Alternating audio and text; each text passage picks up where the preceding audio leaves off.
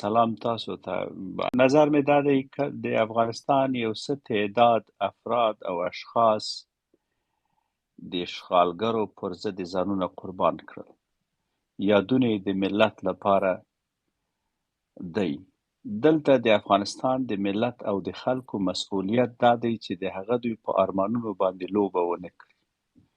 دغه دوی ارمانونه یو اسلامي نظام دی. د دغه نظام د تخریب لپاره نن ټول نړۍ یو خواته شوی، میډیا جوړ کړی، ټویټرونه لیکي، پوسټونه کوي، تلویزیونونه جوړوي، امریکا ورته پیسې ورکوي، نصارا ورته پیسې ورکوي. موږ من حیث د یو ملت وظیفه او دنده مو دا دی چې د دغه نظام نه حمایت وکړو او د دغه نظام نه د خپل ایمان پر اساس دفاع وکړو، ولو که د نظام کې موږ هیڅ ځای، قدرت، څوکۍ، هیڅ شی ونه لرو. ځکه که دغه نظام نه وي موږ هم نه یو. که دغه نظام اوس ګورئ، په دغه نظام کې نه امریکایي سته، نه روسي سته، نه جاپاني سته، نه چینایي سته. دا نظام د افغانانو په لاس کې دی او افغانان پر افغانانو حکومت کوي. تر ټولو باعزت ټکی دلته دی چې ستا خاوره نور اشغال نه دی. انګلیس او امریکا ستا خاورې ته نور داخلیږي نه، د یو افغان کور ته ننوځي نه، د یو افغان شخصي حریم ته داخلیږي نه. زموږ ایمانی، افغاني، اسلامي دنده دا دی چې د دغه نظام نه دفاع وکړو او د دغه نظام پسې چې کوم تبلیغات کیږي، کوم زهرجن دروغجن تبلیغات چې پردیو پر لمسون منځته راځي، باید د ده مخه ونیسو. بل موضوع دا دی که خلک مني که نه مني، که خوشحاله وي که خفه وي، که ژاړي که ګډېږي، که ځان ته هر نوم ورکوي وردې کړي. د افغانستان ملت د ښکېلاک پر ضد وجنګېد. دا د افغانستان د ملت او د تاریخ لپاره یو داسې کرښه دی، یو داسې صفت دی چې افغانان به یې تل یاد ساتي. هماغسې چې افغانستان ملت د انګریزانو پر مقابل کې ودرېد، نن د افغانستان نسلونه پې نازېږي، پر احمدشاه او میرویس نازېږي او همدغسې چې دغه ملت د روسانو د ښکېلاک پر ضد وجنګېد. په زرګونه علما په شهادت ورسېد. مولوي جلال الدین رحمت الله علیه، ملا محمد عمر رحمت الله علیه، ملا مولوي صاحب مؤذن رحمت الله علیه، په زرګونو داسې علما ځانونه یې د ده لپاره قربان کړل چې دلته یو اسلامي نظام منځته راسي. هماغه وخت کې چې کله مجاهدینو کابل دروازو ته ورسېد، دسایس د پردیو له طرفه وشو، هغه اسلامي نظام ناکام شو. اوس چې کوم اسلامي نظام د قدرت پر ګدۍ رسېدلی او اوس پر افغانانو حاکم دی، زموږ دنده دا دی که هغه ورونه زموږ هیله ده چې دفتر کې کار نه ورکېږي، روزګار نه لري. ستا مبارزه خو د خدای د رضا لپاره دی، د قدرت دپاره خو نه. او دا دولت دومره شیان نه لري چې ټول باید مامور سي، ټول باید وزیر سي، ټول باید مشیر سي، ټول باید په قدرت پر ګدۍ ناست وي. نه خیر، د دغه ملت دنده دا دی چې د خپل نظام نه دفاع وکړي.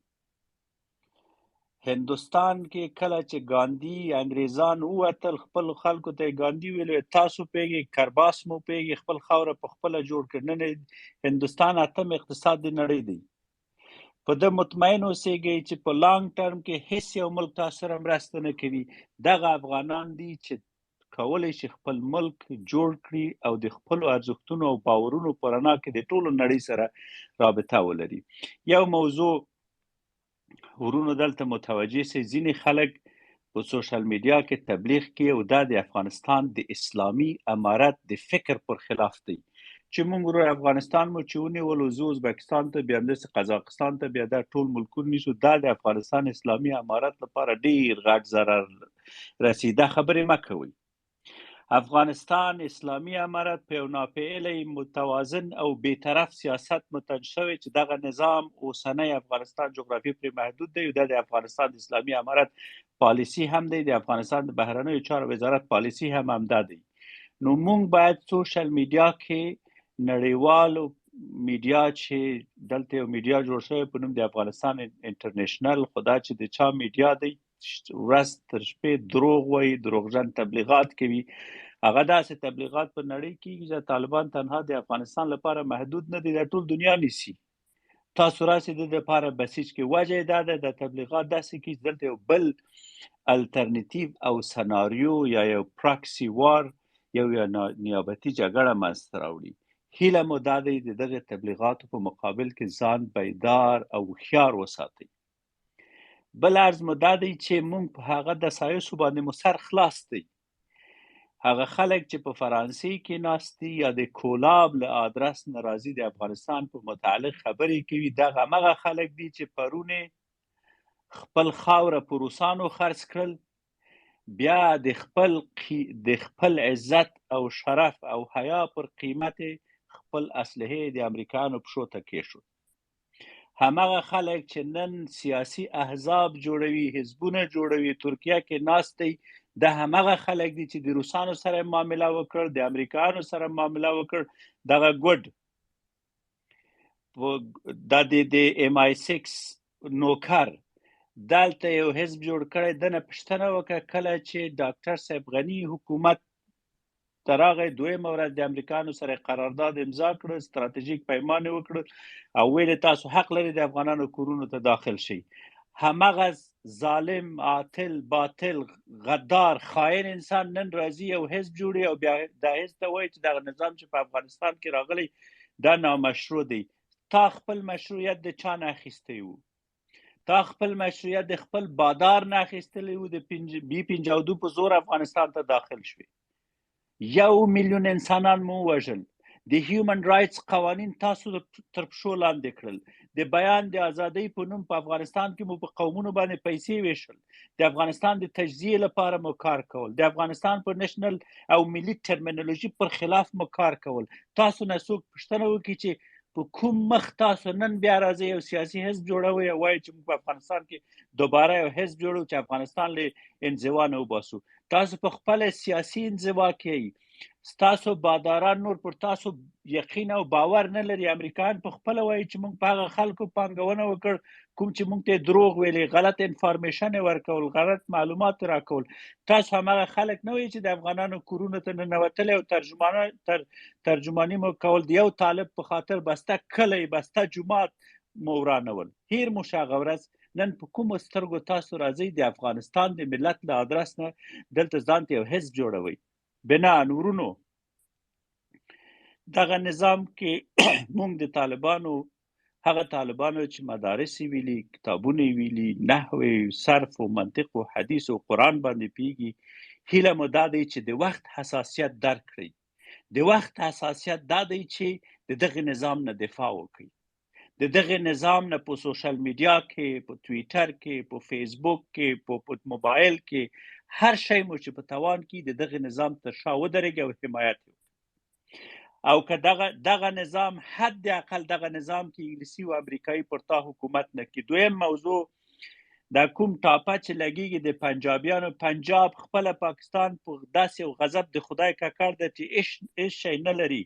دغه ملک که څوک په پنجاب منصوبوي، تاسو باور په الله وکئ چې طالبان د افغانستان د ملت له بطن نه وتلی د پنجاب او د پاکستان نوکر نه دی. پاکستان په خپله د خدای او د قرآن په غضب ککړ یو ملک دی. په دې لحاظ دغه تهمتونه، دغه توهینونه او تهدیدونو باندې باور مه لرئ. حرف آخر ما کسانی که با آدرس قوم و منطقه و سمت افغانستان را به بحران میکشه، مطمئن باشه که اونا از بطن مردم افغانستان بلند نشده. مردم افغانستان دیروز هم یک ملت بود و امروز هم یک ملت است. ما یک ملت مسلمان، مجاهد، با صاحب تاریخ، با صاحب فرهنگ و با صاحب کلتور هستیم. ارزش های خود را داریم، دین خود را داریم، علمای خود را داریم. برادران، به تبلیغاتی که دیگران برای جدایی ما میکنن به او باور نکنید. در دفاع از نظام اسلامی به خاطر میلیون ها شهیدانتان و شهدایی که دادن دفاع بکنید.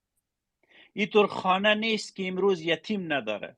اینطور خانه نیست که در اونجا یک بیوزن نباشه. اینطور یک خانه نیست که دیواراش به خون آلوده نباشه. شما هر قریه و قصبه را ببینین، اونجا یک جنازه طالب شهید در یک مزار افتاده. در یک جرب زمین یک شهید دادی. آرزو و آرمان این ملتی است که این نظام یک قوم نیست، این نظام تمام ملت مسلمان و مجاهد افغانستان است. آخری گپی از کسانی که پرچمهای خراسان و پرچمهای هزارستان را بلند میکنی یا آرمان را با خود به گور ببرند. این طور یک کشور نیست که اینجا تو بیا اینجا یک کشور از به اسم افغانستان و بحث